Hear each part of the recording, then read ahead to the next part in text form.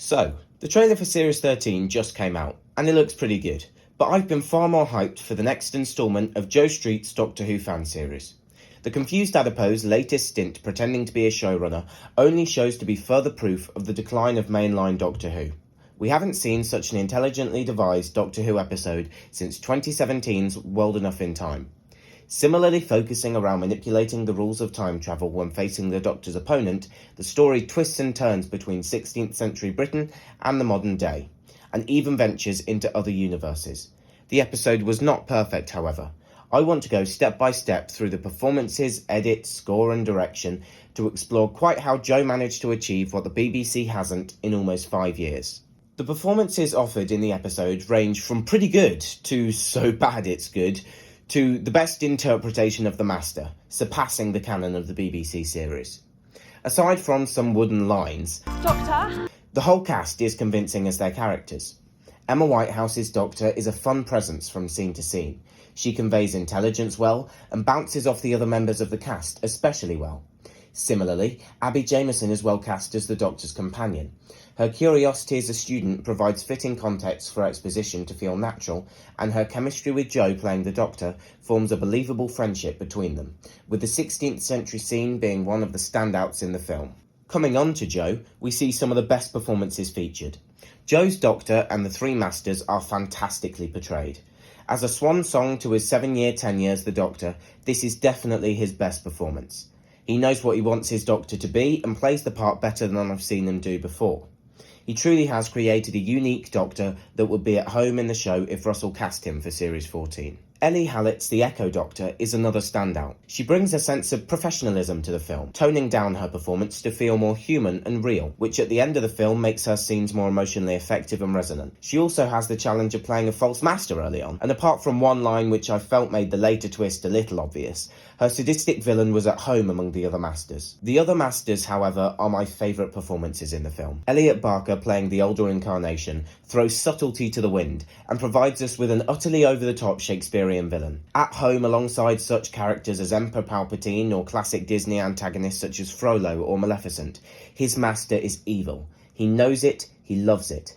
He has an exuberant presence on screen, sinister in his maniacal joy, something quite lost in modern films. Modern villains are praised for their understandable goals and sympathetic motives, but the trope has quickly become tired, and I enjoyed the return to such an enjoyable antagonist. It's almost unanimous among viewers of all Joe's films, however, that the standout in all circumstance is Ben Lowell as the Master. An equally sinister villain as Elliot in his first scene, yet leaving room for change later in the film. His laughter is infectious and feels more natural than some of the other characters.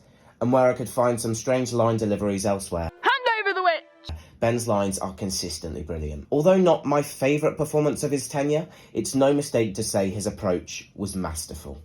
I am the Master, and you will obey me. Moving on from the cast, this was the first of Joe's films to feature an original score.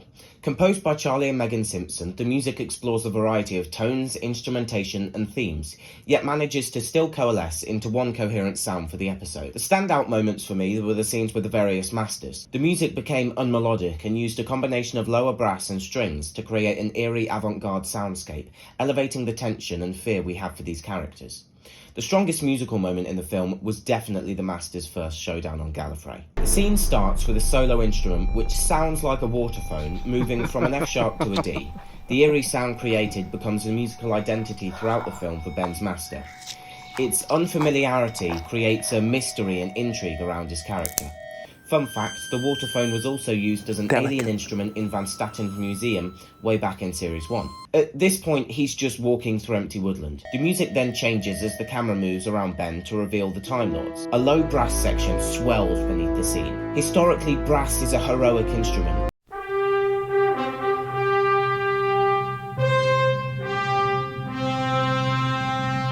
Associated with war, victory and empiricism, the Time Lords as such appear initially as strong heroes, triumphant and confident. They march in and face the Master down. Your face around here. but then the brass Now. is undercut by a honestly string thought you could section as destroy the our master home begins to planet clap Gallifrey and and get away tease the with it. Time Lords, whose strong motif moves to much lower sounds, stealing their confidence, replacing it with unease and fear. This short sequence of moments is fantastic, elevating tension, heightening the world building, and showcases all the best elements of the film's music.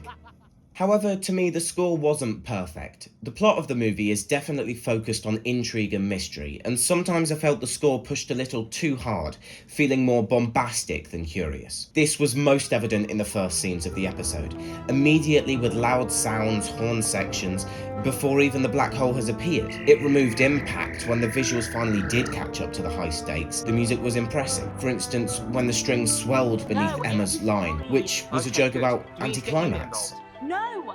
A little anticlimax is good for my heart every once in a while. The thunder which followed with the black hole's appearance was left unsupported by the score and unimpactful. The imperfections here, however, don't take away from the impressive feat of writing such a compelling score overall. I love how in the later scene when Elliot is introduced, another pair of different Hello? notes are played on Anybody the waterphone, home? giving the impression of a new master, but this doesn't happen for Ellie's introduction. I also love the new sound created for the 16th century, and the whole picture felt like a classic Who twist on Murray Gold's approach. The score aside, I want to address the plot of the movie. To begin with, Omega has enlisted the help of three masters. He begins to open black holes above Coventry Cathedral in order to lure the Doctor into a trap. Omega needs to escape a prison in an antimatter universe and needs to use the Doctor as an equivalent exchange. But he messes up the timeline, accidentally acquiring the attention of two Doctors. When the trap is sprung and the younger Doctor is murdered, a paradox is created, calling through time, which echoed back, forming a third Doctor, tasked with correcting the timeline. The Echo Doctor disguises herself as a master and uses her position to save the young Doctor. The murder we witnessed was in fact an illusion. However, in a final attempt to escape the antimatter universe, Omega demands one of the masters offers himself as a vessel for Omega to possess as he returns home. After Elliot's master agrees, Ben realizes his future, and in the interest of self-preservation, teams up with the various Doctors to stop Omega. In a final confrontation, as three Doctors, Jenna and the Master, face down an Omega hybrid, Ben realizes that the only way to stop the universe's enslavement by Omega's hand is to take his own life, cancelling his future and corrupting the hybrid. It's with this, the Master's first and final selfless act, that the universe is saved, the timeline is corrected, and the Echo Doctor fades away. Now, for a Doctor Who plot, conceptually, this is about as good as it gets. Using the central conceit of the show to create an original narrative featuring beloved characters is such a novel concept and was brilliant. Time travel being used as a weapon both by and against the Doctor is enticing for a number of reasons. Often the Doctor ends up in a situation he could quickly fix if time travel were used, but the show invents a nonsense reason to stop him. So in this situation, where the timeline is weaponized, the stakes feel more believable and threatening. The continuity of the show also has a lot of room for change in a time event, as they provide easy retcons later down the line, the Echo Doctor being the perfect example. The climax of Ben's sacrifice was also nicely set up, when the Doctor utilised a family lineage to get a message to Jenna across the centuries, establishing the sequential nature of time. I can't think of a better way to describe it than clever. Although complex, it's not convoluted, and it's definitely Joe's best work. In terms of specific character story, the episode does do well. The story of the Echo Doctor is compelling. The reveal scene at the Brigadier's family home is captivating, satisfying and clear. There's also a nice subplot about how the Doctor should listen to Jenna more. And the Master's progression from evil to good cleverly uses his own self-interest and self-preservation as a logical segue to his turn and sacrifice. The Echo Doctor's arc is definitely the standout. Her character doesn't change, but her journey is compelling, as you realise the tragedy of her doing the right thing even while knowing the certainty of her death. It makes her death more heartbreaking and reinforces your belief in the Doctor's innate righteousness. However, to keep the adipose ego in check, I must now criticise the film, and so I'm going to talk about the editing and pacing. Having known the story going in, I was surprised when I noticed that the film was only an hour long, and it is its biggest detriment. The film races through the story so fast, it's quite difficult to care about many of the individual beats. For instance, at the 29-minute mark, Emma's Doctor is sent to the antimatter universe. Captured by the Masters, the beat is quite dramatic, the score maintaining a dark tone, and after a Spartacus moment where the companions try to protect their doctors, a solemn "trust me" is delivered by Emma, ending the scene. This is great and impactful, or it would be if Jo's doctor didn't follow her to rescue her by minute 33. The dramaticism now seems needless, and in fact it may have been better if both doctors went right away, so we could have a longer, tense scene. The timing frequently undermines the drama throughout the film. However, where I thought this problem didn't lie was in the Echo Doctor's story. Apart from the opening of the film, she's introduced as the Master 20 minutes in. Then we get a solid 20 minutes of Master until the Doctor reveal at 39 minutes. Then we have a 2-minute breather, leaving us on the edge as we wait for answers, which we only get in minute 42, with a prolonged scene of answers lasting 4 minutes. It's clear and unrushed. She then rejoins the main plot, and her next personal character beat isn't until 15 minutes later at the 1 hour mark when she starts regenerating. The story is told clearly and allows room to breathe. It's perfectly paced, and the flashbacks in her reveal, combined with the clues throughout, the edit serves her well. Fun fact, her face even shows up during the contact sequence. But then the biggest sin of the edit, the only point when I was actually annoyed at the film's direction, was when, less than 5 minutes after her death, Ellie's Echo Doctor has a full dialogue scene with the Doctor and Jenna. It just didn't work. It sucked all the tension out of her death and left a sour taste in the final scene of the film. It was so close to an impactful and resonant ending, but I was really disappointed. I feel like if the Doctor and Jenna talk about their plan as they walk through the city, just the two of them, then walk up to Ellie lying down with her face obscured, prepare the notebook, and end the film with her waking up but not saying anything, that would be so much better, but the dialogue kills it for me. The edit also seems weirdly out of order at points. For instance, the scene before the title sequence is left on a cliffhanger. This is great and kicks off the plot right away. We immediately return to that scene afterwards, but only for a moment, as it's left on a cliffhanger again while we meet Ben's Master, and then return to a third time, and then from then on it operates quite well.